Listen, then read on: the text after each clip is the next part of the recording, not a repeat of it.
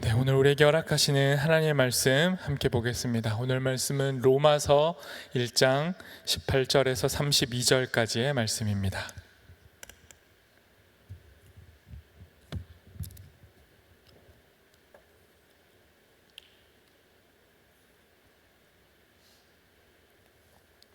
로마서 1장 18절에서 32절까지의 말씀, 저 여러분이 한 절씩 교독하고 마지막 절 함께 읽도록 하겠습니다. 제가 먼저 하나님 말씀 읽습니다. 하나님의 진노가 불의로 진리를 막는 사람들의 모든 경건하지 않음과 불의에 대하여 하늘로부터 나타나니,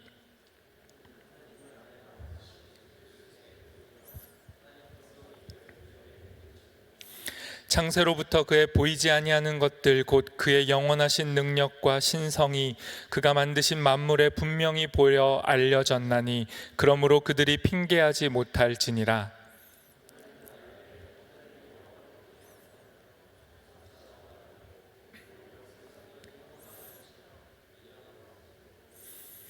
스스로 지혜 있다 하나 어리석게 되어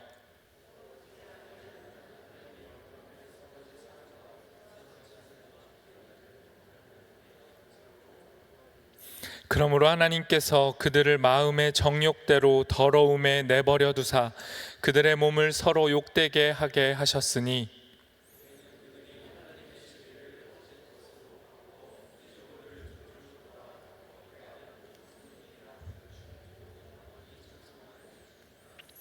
이 때문에 하나님께서 그들을 부끄러운 욕심에 내버려 두셨으니 곧 그들의 여자들도 순리대로 쓸 것을 바꾸어 영리로 쓰며,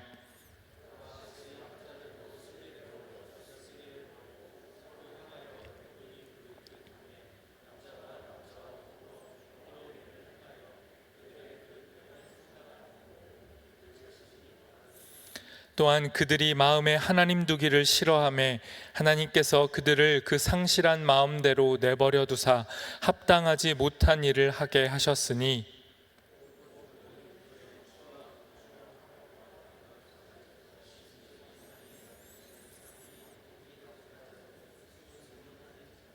비방하는 자요 하나님께서 미워하시는 자요 능욕하는 자요 교만한 자요 자랑하는 자요 악을 도모하는 자요 부모를 거역하는 자요.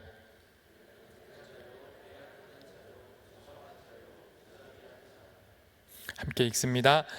그들이 이 같은 일을 행하는 자는 사형에 해당한다고 하나님께서 정하심을 알고도 자기들만 행할 뿐 아니라 또한 그런 일을 행하는 자들을 옳다 하느니라. 아멘. 네.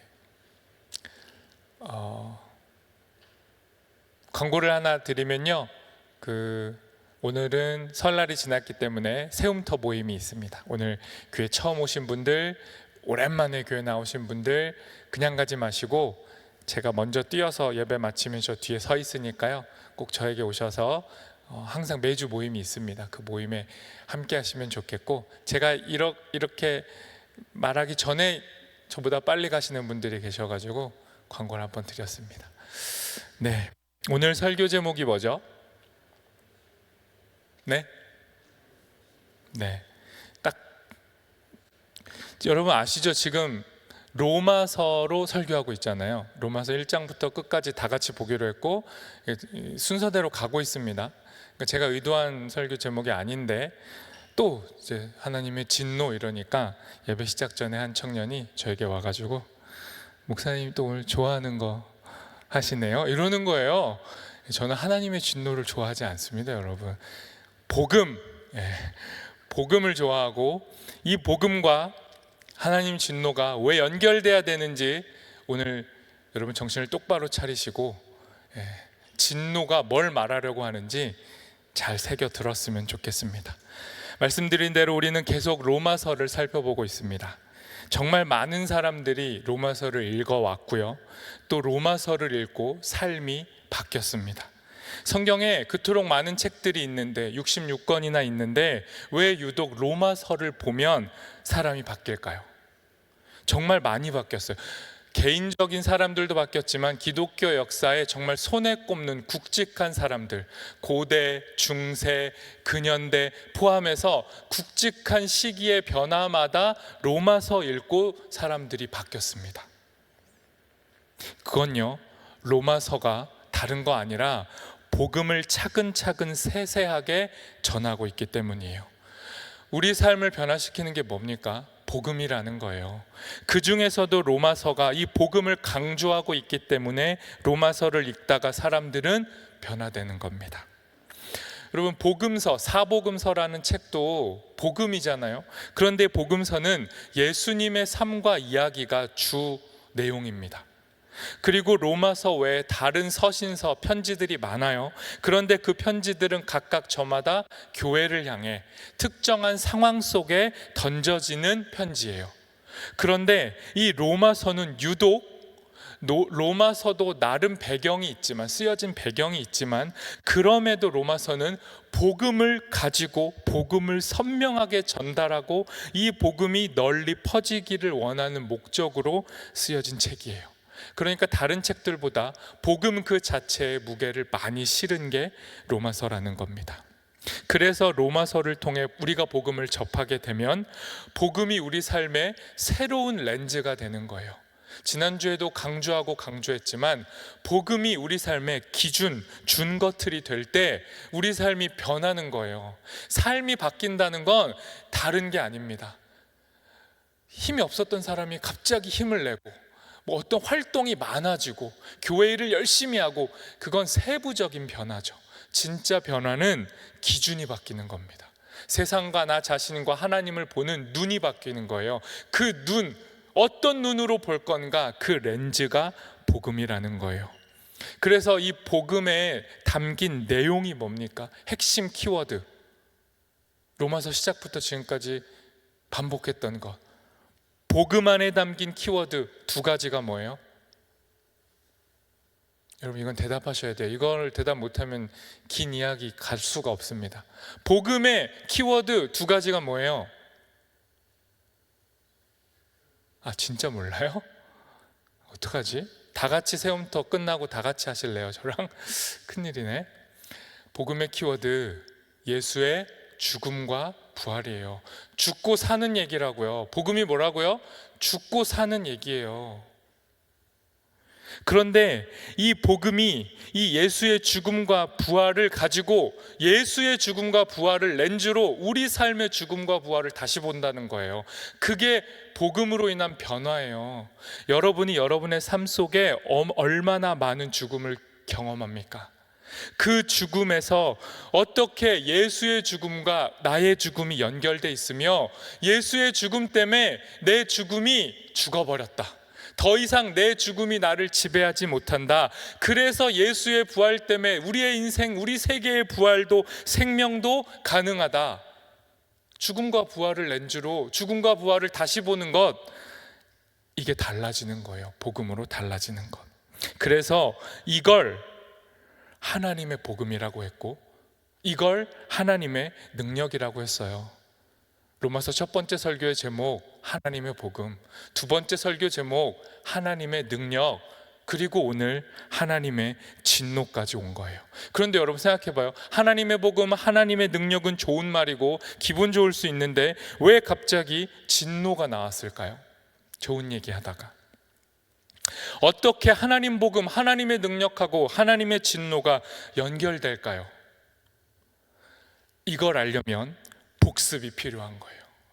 다시 복습해 보겠습니다. 복음의 내용이 뭐라고요? 네, 예수의 죽음과 부활이에요. 그런데 요약하면 죽음을 생명으로 바꾸는 게 복음의 능력이거든요. 죽음을 통해 생명을 얻는 것, 가장 연약한 약한 것이 가장 강함이 되는 능력이 복음의 능력이에요. 그런데 늘 이 죽음이 우리를 압도하는 세상에 우리는 산다고요. 희망할 수 없는 세상에 살아요. 더 이상 희망스러운 무언가를 말하기가 어려운 상황에 산다고요. 패배에 순응하고 사는 게 덜 괴로운 일이 돼버린 시대예요. 빨리 아픔에 적응하는 게 더 나은 것 같이 보이는 시대라고요. 그런데 이 시대에 아주 이질적이고 낯선 소리가 들리는 거예요. 사람이 만들어낼 수 없고, 사람이 조작할 수 없고, 사람이 상상할 수 없는 소리가 들리는데, 그 소리가 좋은 소리, 복음이라고 하는 거예요. 그 이질적인 소리는 뭘 말해요? 죽음이 끝이 아니다. 죽음을 이길 수 있다. 하나님의 능력이 가능케 한다. 이걸 말하는 거예요. 죽었는데 살 수 있다. 죽음을 이긴다. 그러니까 능력이라고요. 이 능력을 말하기 위해서 필연적으로 뭐가 필요하냐면 죽어진 상태를 말해야 되는 거예요. 도대체 우리는 어떻게 죽어 있었으며 또 이 시대는 얼마나 죽어 있는지를 바라볼 때 이 죽음을 이기는 복음이 우리에게 다가오는 거예요. 그래서 우리의 죽어진 상태, 우리를 죽음의 자리에 놓였다고 선언하는 것, 그걸 하나님의 진노라고 성경이 말하는 겁니다. 그래서 우리 지난번에 1장 17절에서 이런 내용이 있었는데, 우리 잠깐 표를 보여주시겠습니까? 17절, 복음이 하나님의 능력이다라는 걸 강조했던 결론엔 무슨 얘기가 있었냐면, 복음 안에 하나님의 의가 담겨 있다. 하나님의 의가 나타난다. 하나님의 의는 바꿔 말하면 하나님의 능력이에요. 의롭게 하는 능력. 그런데 18절, 오늘 본문의 첫 시작으로 오면 뭐가 나타나요? 하나님의 의가 나타나는 게 아니고 하나님의 진노가 나타난다는 거예요. 하나님의 의와 하나님의 진노가 나타난다. 무슨 말입니까? 하나님의 복음 안에 하나님의 의가 담겨져 있는데, 이 하나님의 의로움과 우리의 불의가 충돌할 때 하나님이 진노하시는 거예요. 하나님이 화낼 이유가 있다고요. 정당한 거예요. 하나님은 화내도 돼요. 왜냐하면 하나님의 의가 기준인데 우리가 불의하니까. 좀 더 구체적으로 하나님이 진노하시는 이유를 오늘 로마서는 이렇게 말합니다. 하나님이 화내는 이유는 두 가지라는 거예요. 불경건과 불의. 이게 18절에 등장합니다. 우리 18절 한 목소리로 읽어보겠습니다. 시작. 하나님의 진노가 불의로 진리를 막는 사람들의 모든 경건하지 않음과 불의에 대하여 하늘로부터 나타난다. 하나님이 왜 화낸다고요? 두 가지. 경건하지 않음, 불경건과 불의 때문에. 불경건과 불의 때문에 화가 나신 건데, 이걸 또 설명해 보도록 하겠습니다. 불경건과 불의를 조금 도식적으로 분리하면 이렇게 설명할 수 있어요. 불경건은 하나님과 인간 사이의 수직적인 관계로 보면 됩니다. 그러면 불의라는 개념은 사람과 사람 사이의 수평적 관계 안에서 발생하는 거예요. 그럼 바꿔 말해 볼까요? 이런 거예요. 불경건은 뭡니까? 하나님과 우리 사이의 관계가 왜곡된 걸 말해요. 불의는 뭐예요? 사람과 사람 사이의 관계가 비틀어진 거예요. 그게 불의하다고요. 그런데 성경은 먼저 불경건에 대해서 말해요. 하나님과 인간 사이의 관계가 비틀어져 버려서 수직적 관계의 문제가 발생했는데, 그게 이어지는 19절부터 25절의 말이에요. 이걸 압축해보면, 불경건을 압축해보면 예배가 실패했다는 거예요. 하나님을 바르게 예배하는 게 수직적 관계에서의 올바른 관계인데, 사람들이 이 관계가 깨지니까 하나님을 예배하지 않아요. 하나님이 창조하신 사람들이 창조주 하나님을 인정하지 않고 피조 세계 안에 머물러요. 그리고 피조 세계의 피조물 중에 하나를 하나님이라고 고백해요. 이걸 뭐라고 하는 거예요? 우상 숭배라고 하는 거예요. 하나님과의 수직적 관계, 불경건함이 가져온 결과는 우상 숭배예요. 고대에 살던 사람들만 나무나 돌에 절하고 빌었던 게 아니에요. 그런 우상 숭배는 그 시대에 그친 게 아니라 최첨단화되어서 2024년 오늘 우리 모두는 나름의 우상을 섬기고 있어요. 21절과 25절은 세 번역으로 읽어보도록 하겠습니다. 우리 같이 읽습니다. 사람들은 하나님을 알면서도 하나님을 하나님으로 영화롭게 해드리거나 감사를 드리기는커녕 오히려 생각이 허망해져서 그들의 지각 없는 마음이 어두워졌습니다. 사람들은 하나님의 진리를 거짓으로 바꾸고 창조주 대신에 피조물을 숭배하고 섬겼습니다. 과거의 얘기가 아니에요. 우리의 얘기입니다. 사람은요, 하나님 자리로 올라가기 시작했어요. 모든 가치와 판단의 기준이 나예요. 세상을 읽는 렌즈는 복음이 아니라 나예요. 내 렌즈로 세상을 봐요. 내가 하나님이 돼버린 세상이 어긋나버린 세상이며 자기 중심성의 세계라고 하는 거예요. 우리는 저마다가 주인이 되어버린 세계에서 사니까 내가 주인이다, 네가 주인이다 하면서 부딪히고 싸우는 거예요. 내가 가진 소리가 훨씬 진리에 가깝고 내가 가진 소리가 진리에 가깝다는 두 소리가 싸우는 거라고요. 그게 정치적 당파 싸움이 되었건 어떤 이념이 되었건 여러분 안에 있는 어떤 고집이 되었건 상관없이 복음이 기준이 아니라 여러분이 기준이 됐기 때문에 갈등, 불경건, 불이함이 발생하는 거라고요. 그래서 하나님이 화내는 거예요. 그거 아니라고.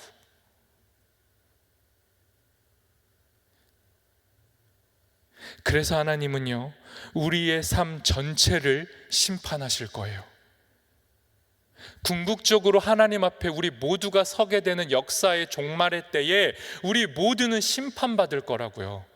복음의 렌즈로 살았는지 자기 고집대로 살았는지 숨겨지지 않고 점검받는다고요. 피할 길이 없어요. 교회 나오니까 예수의 죽음과 부활 믿으니까 그 심판을 넘어설 수 있다는 착각으로 살면 안 돼요. 정말 예수의 죽음과 부활로 사는지를 봐야지 그 예수의 죽음과 부활이라는 기독교 이념을 믿으니까 난 죽지 않아라고 여기는 건 우상 숭배예요. 아무도 핑계대지 못해요. 몰라서 그랬어요. 그럴 수 없어요. 19절에서 20절 세 번역으로 읽어보겠습니다. 같이 읽습니다. 시작. 하나님을 알 만한 일이 사람에게 환히 드러나 있습니다. 하나님께서 그것을 환히 드러내 주셨습니다. 이 세상 창조 때부터 하나님의 보이지 않는 속성, 곧 그분의 영원하신 능력과 신성은 사람이 그 지으신 만물을 보고서 깨닫게 되어 있습니다. 그러므로 사람들은 핑계를 댈 수 없습니다. 아무도 핑계 못 대요. 몰라서 그랬다는 말 심판 앞에서 할 수 없다고요. 여러분, 설날에 방영된 프로즌 플래닛 보셨습니까? 이미지 한번 띄워주세요. 여러분, 설날에 도대체 뭘 하신 거죠? 저는 우연히 TV를 켰는데 정말 우연히 저 다큐멘터리가 해가지고 이준이랑 너무 신나게 봤습니다. 북극곰 나오고요. 너무 좋아요. 그냥 보십시오. 근데 저런 다큐멘터리가 뭘 보여주냐, 하나님이 지으신 창조, 피조 세계가 얼마나 아름다운지 보여줘요. 그거 뭐죠? 하늘에 날아다니면서 카메라로 찍는 거? 드론으로 찍으니까 더 멋있어요. 물 속에서도 막 찍어요. 너무 멋있어요. 하나님이 지으신 피조 세계가 얼마나 아름다운지를 보여주지만 동시에 저런 다큐멘터리, 우리의 일상을 솔직하게 보여주는 저 그림들은 뭘 또 보여주냐면 얼마나 피조 세계가 망가지고 있는지도 보여줘요. 우린 그걸 다 봐야죠. 로마서는 말합니다. 하나님이 창조하신 피조 세계 안에 하나님의 보이지 않는 하나님의 속성이 담겨 있다. 저 얼음 조각 안에, 저 북극곰 안에, 우리의 모든 피조물들 안에 하나님의 속성이 담겨 있어요. 하나님이 사람들이 누구든지 그 만물을 보며 하나님이 하나님이시다, 하나님이 창조주시다라는 고백을 할 수밖에 없게 만들어 놓으셨다고요. 그러므로 사람들은 핑계댈 수 없어요. 몰랐습니다. 핑계댈 수 없어요. 여기까지가 하나님과 인간 사이의 불경건, 깨어진 관계에 관한 말씀이었고요. 이어지는 26절부터 32절은 불의함, 아까 불의는 어떤 관계라 그랬죠? 사람과 사람의 관계. 불의함 때문에 얼마나 인간관계가 무너지는지를 보여줍니다. 지금부터 볼게요. 26절부터 27절 말씀 세 번역으로 같이 읽어보겠습니다. 시작.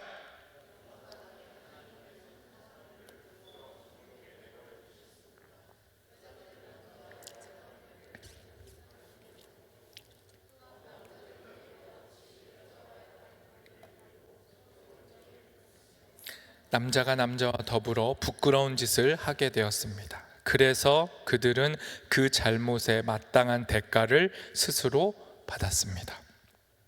로마서는요, 사람이 근원적인 하나님과의 관계가 무너졌을 때 사람과 사람 사이의 관계 중에서도 가장 근원적인 관계가 있는데, 마치 하나님과 사람의 관계처럼 사람과 사람 사이에도 가장 내밀하고 은밀하면서도 깊은 가장 강한 근원적 관계가 있는데, 그 관계가 성적 관계라는 거예요. 그런데 성적 관계가 무너졌다는 거예요. 이 뒤바뀐 관계, 이 뒤틀린 관계가 하나님의 창조 질서가 깨져 있다는 걸 보여주는 대표적인 예라고 바울이 설명하는 거예요. 고대의 사람이었던 바울이, 2000년 전 사람이었던 바울이, 고대의 세계관으로 세상을 읽고 있는 바울이 창세기라는 이 원문을 가지고 세상을 읽어내고 있었던 바울이 볼 때에는 하나님과 사람 사이의 관계가 무너진 확실한 증거가 사람과 사람 사이의 성적 관계의 파괴라고 말해준 거예요. 우리는 이 구절을 가지고 과도하게 동성애에 대해서, 동성애의 매력을 느끼는 사람들과 실제 동성애 관계에 있는 사람들을 그저 무작위로 정죄하기 위한 구절로 사용할 수 없어요. 혹은 논쟁을 피하고 싶으니까 어떤 인위적인 해석을 가해서 이 구절을 피하거나 외면하거나 생략해서도 안 돼요. 바울이 지금 어떤 심정으로 이 구절을 인용하고 말하고 있는지를 주목해야죠. 뭘 말하는 겁니까? 성경의 모든 말씀은 언제나 사람을 복음 앞에 세우기 위한 도구예요. 로마서의 말씀의 요지는 분명합니다. 특정 성향의 개인이 아니라 모든 인류가 하나님과의 관계, 하나님과의 창조 질서에서 벗어나 있다, 망가져 있다, 이걸 말하는 거예요. 다시 말해, 우리 모두는 하나님의 진노 아래 놓여져 있다. 저마다가 각자의 우상을 섬기고 있다. 성적인 우상이건 어떤 자기의 명예의 우상이건 자아 존중감의 우상이건 돈의 우상이건 상관없이 모두가 저마다의 신을 세우고 그 신에게 예배하고 있다. 우리는 하나님의 진노 앞에 놓여 있다. 이 말씀 앞에 우린 서야 하는 거예요. 이어지는 28절에서 31절은요, 이 깨어진 관계, 불의한 관계의 목록을 길게 설명합니다. 긴 목록들이 있는데 포인트, 공통점은 뭐냐면 가득하다는 거예요. 불의함이 가득하다는 거예요. 29절 말씀만 먼저 보겠습니다. 같이 읽어보겠습니다. 시작. 곧 모든 불의, 추악, 탐욕, 악의가 가득한 자요, 시기, 살인, 분쟁, 사기, 악독이 가득한 자요. 불의한 사람들은요, 이런 거예요. 저 단어 하나하나 설명해 뭐합니까? 관계의 파멸 속에 가득하게 산대요. 하나님이 주인 되심을 고백할 때는 우리 안에, 우리의 관계 안에 감사와 기쁨과 평안이, 용서와 용납이 가득해져요. 그런데 하나님으로 가득하지 않고 자기가 주인 된 그 주장이 가득하니까 이 불의함이 우리 안에 가득한 거라고요. 30절에서 31절은 불의한 사람들을 12가지 형태로 묘사해요. 다 내 얘기다 싶은 마음으로 읽어보겠습니다. 30절, 31절. 괄호는 29절 마지막에 있는 거 땡겨온 겁니다.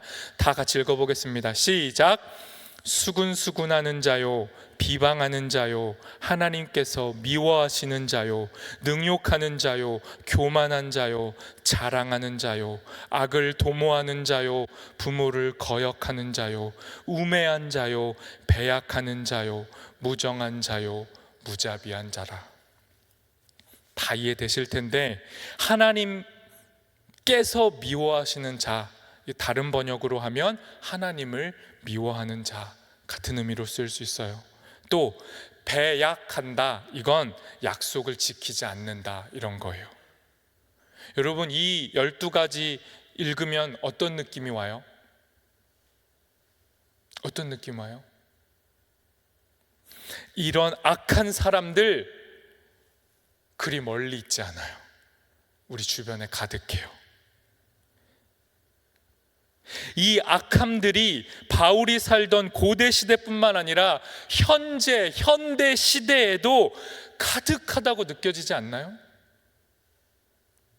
좀 더 나아가면 이 악이 가득한 사람들 중에 대표적인 사람이 거울에서 비춰지는 나라는 것도 느껴지죠. 이거 나예요, 나. 이 모든 악행들, 불의함이 인간관계의 파괴를 보여주면서 동시에 하나님과의 관계의 파괴가 얼마나 우리 삶에 뿌리 깊게 치명적으로 역사하고 있는지를 보여준다고요. 하나님 안 보입니다. 하나님이 어디 있어요? 사람들은 그렇게 말할지 몰라도, 하나님을 인정하지 않을지 몰라도 하나님과 이미 관계가 깨졌기 때문에 우리의 삶의 형태가 이런 불의함이에요. 이런 불의함을 볼 때 우리는 하나님의 존재를 어떻게 인정하지 않겠냐고요.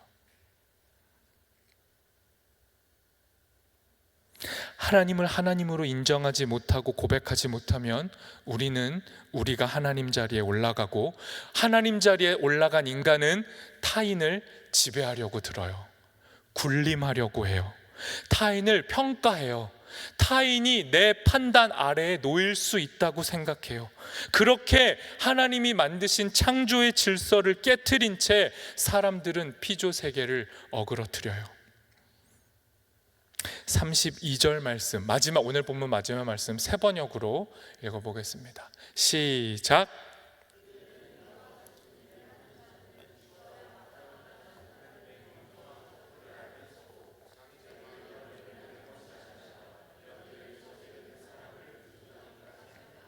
불의함이 가득해지면요, 어느 경지에 이르러가냐면 나만 불의해지는 게 아니고 다른 사람의 불의함을 정당화시켜줘요.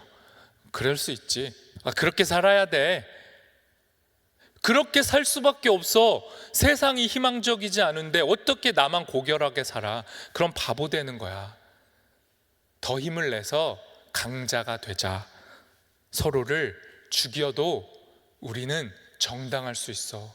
누군가를 밟아야만 올라가는 게 삶의 방식이거든. 적자생존, 살아남는 것 어쩔 수 없는 거야 라고 합리화하고, 하나님을 알지만 악을 행하고 서로의 악을 두둔해 줍니다. 지지해 줘요. 북돋아 줘요. 바울은 이 경고, 이 뼈아픈 말을 하면서 누구를 떠올렸을까요? 바울이 누구 떠올렸을 것 같아요? 자기 자신이에요. 바울은요, 그 누구보다 비방하는 자였어요.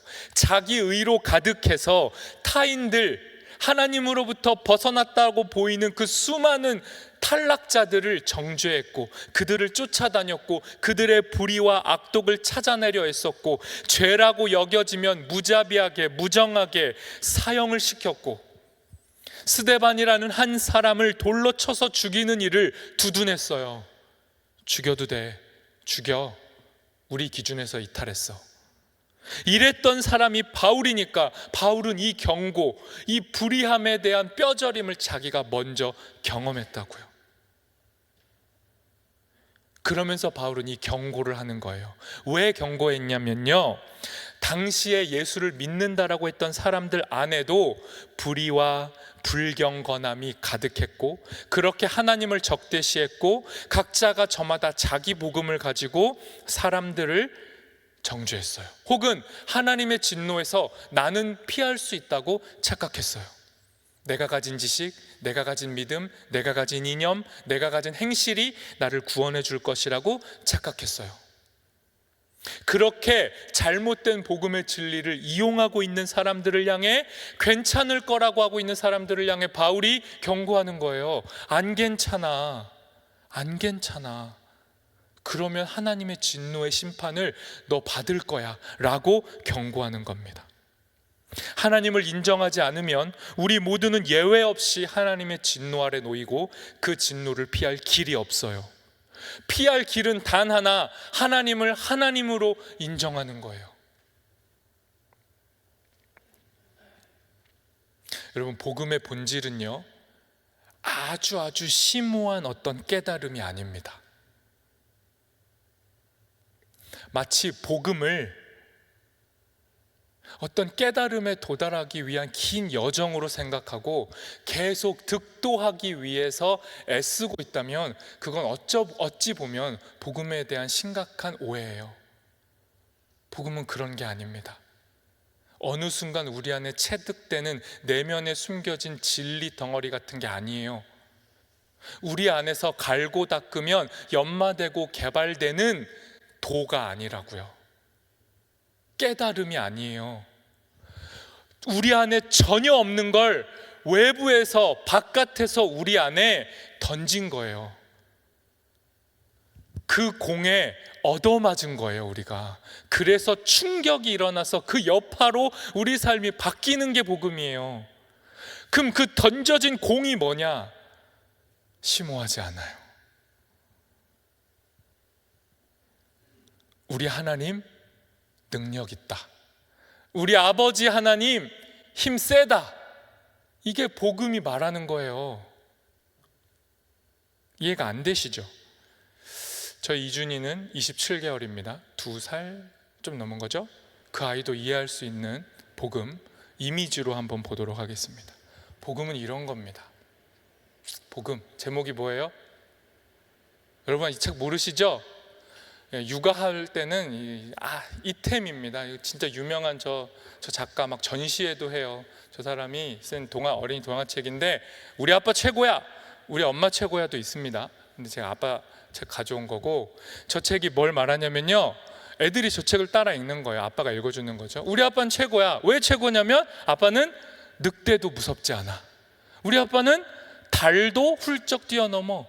우리 아빠는 빨랫줄 위에서 안 떨어져. 우리 아빠는 거인도 이겨. 우리 아빠는 달리기도 1등이야. 뭐 이런 거예요. 우리 아빠는 고릴라처럼 힘이 세요. 우리 아빠는 말처럼 많이 먹어요. 뭐 이런 내용으로 가득한 책입니다.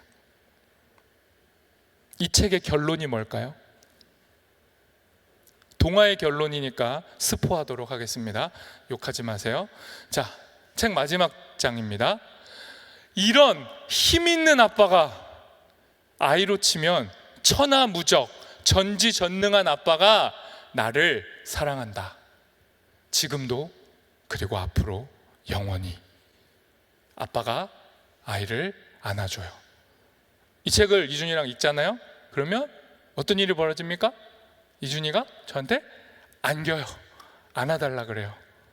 그냥 이 그림 따라 하는 건데 전 무한한 감동을 받죠. 복음은 이겁니다. 우리 아빠는 힘이 세다.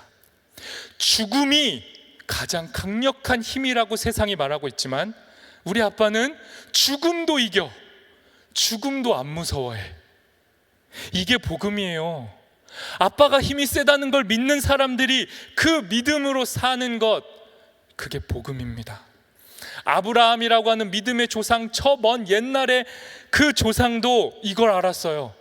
하나님은 죽은 자도 살린다, 이걸 믿었고, 오늘을 사는 우리는 뭘 믿어요? 하나님은 죽은 예수도 살리는 분이다를 믿는 거예요. 그리고 우리의 모든 죽음도 살아날 수 있음을 믿는 거예요. 이게 복음의 능력입니다.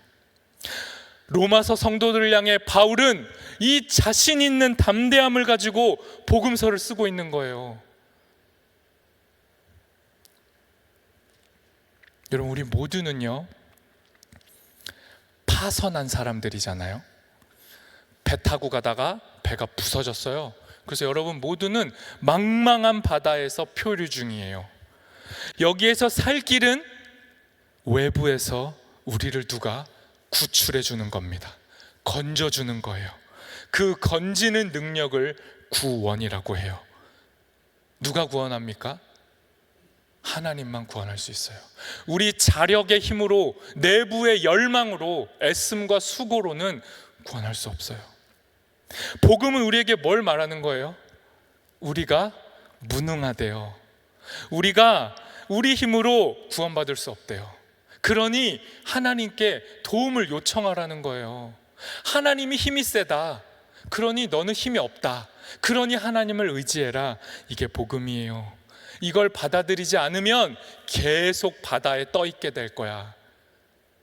여기저기 나무를 붙잡고 고무보트도 붙잡아 보고 빠른 유람선도 붙잡아 보고 여러 가지 방법으로 살 길을 도모하겠지만 방법 없어. 결국은 바다에 잠길 거야. 그러니 외부에서 다가오는 손을 붙잡아. 이게 복음입니다. 그러니 여러분, 하나님의 진노라는 메시지가 우리에게 뭘 말하는 겁니까? 여러분, 진노 아래 있으니까 무서워하십시오 이런 말이 아니라 진노 아래 있으니 우리를 향해 뻗쳐오는 손 잡으라는 겁니다. 의지하라는 겁니다. 그리고 여러분이 지금 어떤 불경건과 불의함의 자리에 놓여 있는지 돌아보라는 거예요. 여전히 하나님을 하나님으로 인정하지 않고 내 자신이 주인 되어서 내 인생의 틀을 기준 삼아서 내 지식, 내 경험, 내 감각, 내 판단을 의지해서 살고 있지는 않은지 돌아보라는 거예요.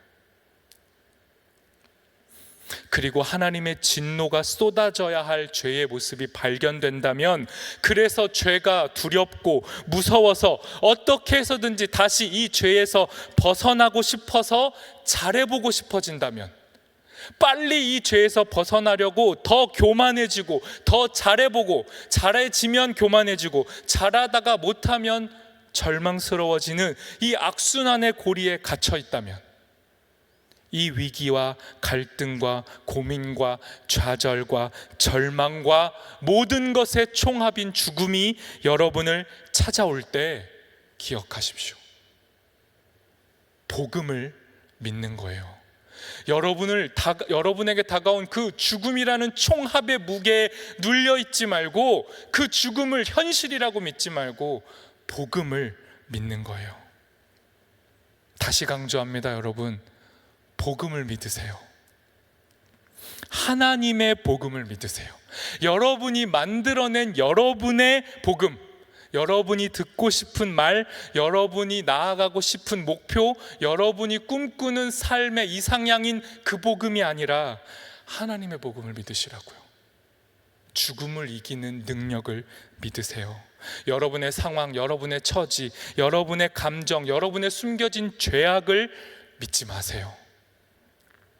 죽음을 이기시는 절대 기준이 되시는 예수님을 믿으세요.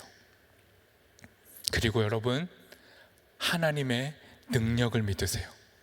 여러분을 압도하는 진짜 하나님스러워 보이는 그 거대한 고통, 고난, 힘듦, 질문, 어려움, 그런 거 믿지 마시고, 여러분의 능력, 여러분의 인내를 믿지 마시고, 여러분의 실패를 믿지 마시고 하나님의 능력을 믿으십시오. 복음은 모든 믿는 자에게 구원을 가져다 줘요. 모든 믿는 자에게, 그 어떠한 불경과 불의함 속에 살아가는 자들도 예수님을, 이 복음을, 이 능력을 믿으면 안 죽어요. 진노의 심판을 피할 수 있어요. 여러분, 이건요 제 얘기가 아니고 바울의 이야기가 아니고 하나님의 약속입니다. 하나님이 친히 자기 아들을 걸고 우리에게 약속하셨어요. 하나님의 능력, 아빠는 힘세다를 믿으면 너도 산다. 이게 하나님의 약속이라고요. 하나님의 약속이니까 하나님이 지킬 거고 무너지지 않아요. 그러니 하나님 복음, 하나님의 능력 믿으시고 하나님의 진노에서 벗어나십시오.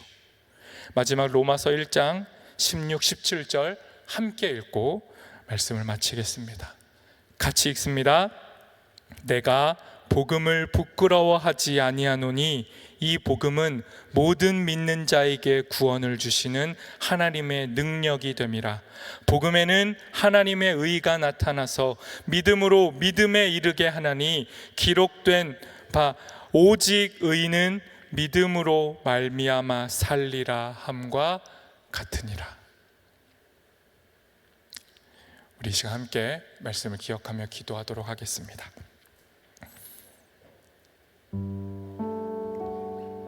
여러분, 복음은 죽음을 이기는 능력이라 했습니다.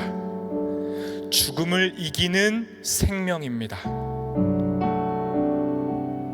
그런데 여러분, 우리는, 저와 여러분은, 이 세계는 죽음 한복판 가운데서 살아요. 그러니 우리는 다 구출, 구원이 필요한 겁니다. 하나님이 우리를 건져내 주시지 않으면 우리는 빠져 죽을 거예요. 그러니 여러분, 구하시고 믿으시고 의지하십시오. 예수님, 나에게 오셔서, 우리에게 오셔서, 당신의 피조 세계 가운데 오셔서 우리를 구출해 주십시오. 우리가 어떤 바다에, 어떤 죽음의 위기에 놓여 있는지를 보게 해주시고 우리를 살려주십시오.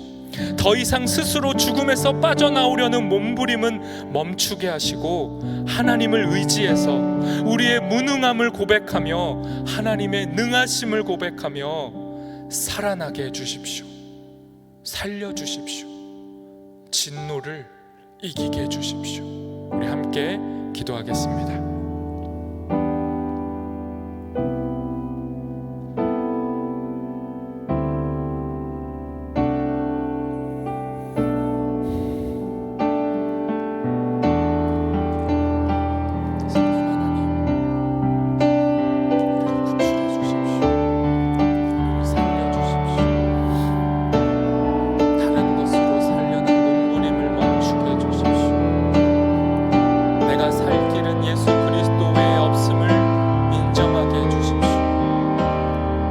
살아보려고, 더 잘해보려고, 더 멋있어지려고 애쓰고 수고하고 더 나아가지만 결국 우리가 서야 할 곳은 복음, 하나님 앞임을 고백하고 성령 하나님 오셔서 여기 있는 모든 자들, 청년들 가운데 주의 복음을 선포하시고 그 복음 아래 엎드리게 도와주십시오.